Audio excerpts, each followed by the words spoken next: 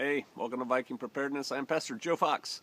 This morning I think I'd like to make two general points, considerations, thoughts that have been bubbling up in my head, and address really two different kinds of groups of people, or definitely two subsets of people. The first group of people that I'd like to talk to are Christian survivalists. Maybe survivalist word is going out of fashion. Christian preppers, Israelite preppers, people of the book who are into preparedness. That's the first group.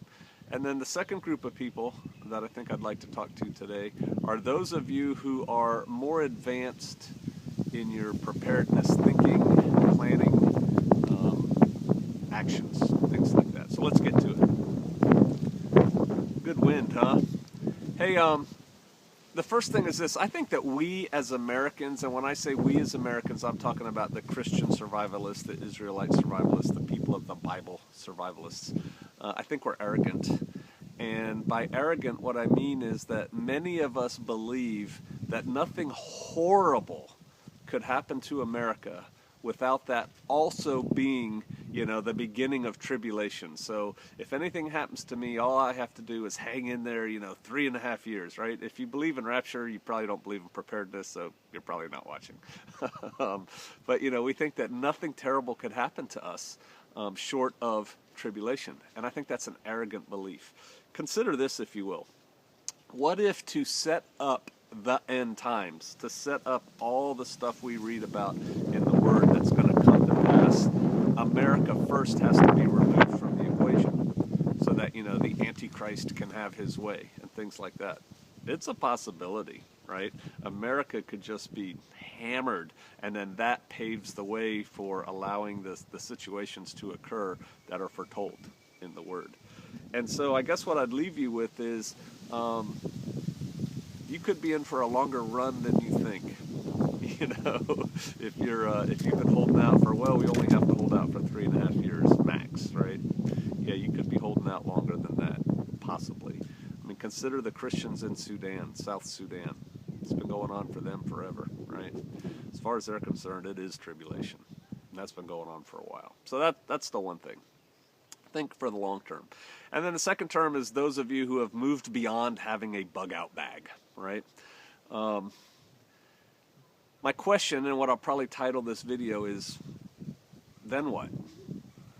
Let's assume that it happens, right? Whatever it is that's going to happen happens, that forces you to go into survival mode, world without rule of law, Teotihuacan, all that stuff, right?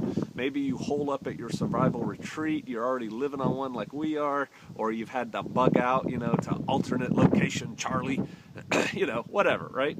And so, so you've done that. You've moved out, you've established yourself, the wave of violence and chaos has washed over you, maybe a couple of them, and things kind of get to a stasis, right? Things kind of come to the new normal. Then what? What's your plan for that? Are you thinking about that? Probably not.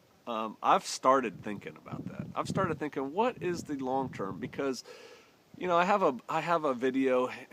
When I get to an internet site, because I can post this video from the phone, but I have to get to an internet site to manipulate it. When I get to an internet site, I'll try and put a video down there in the discussion, or in the comments, the description of the video, that I did a long time ago about the stages of survivalism. It's an early video if you want to go all the way back to the beginning and look for it.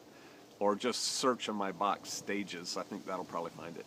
But, everybody starts out with a bob, and then you kind of progress, survival retreat, storing a lot of supplies. But everybody kind of gets to the idea, who continues in this walk, that we need to be self-sufficient. We need to produce our own food on a long-term kind of scale in case this baby drags out. Okay, so let's say the baby drags out. It's 3 years into it. Your little farmette is working, your goats are working, you've got some kind of security posture that allows you to live. Then what? What's next? Something to start thinking about. What's going to go on in your greater neighborhood? Draw a circle 5 miles from your location, or from where you plan on being when this all goes down. What do you see happening there? How are those people going to be organized? The ones that are left. Who's going to be in charge? What is the rule of law going to look like? Because people come together, they'll make rules, they'll enforce those rules, probably brutally. What's that going to look like? Is there going to be a court? Is there going to be public gallows? Is there going to be a marketplace? Who are the movers and shakers going to be? Who are the power brokers going to be? What is the source of their power going to be? Because once you start going down those roads and start thinking those thoughts, you can start positioning yourself to do much better, as opposed to just stumbling blindly into, wow, they formed a committee of the county and, you know, that guy's in charge of it and all his buddies. And I'm not. I'm not even on the good side of it. You know, whatever. Things to start thinking about. You know, put your cap on. Not like you don't have enough to think about already, right? All right, start thinking long term. Once you survive the initial storm, then what? All right, I'll see you out there.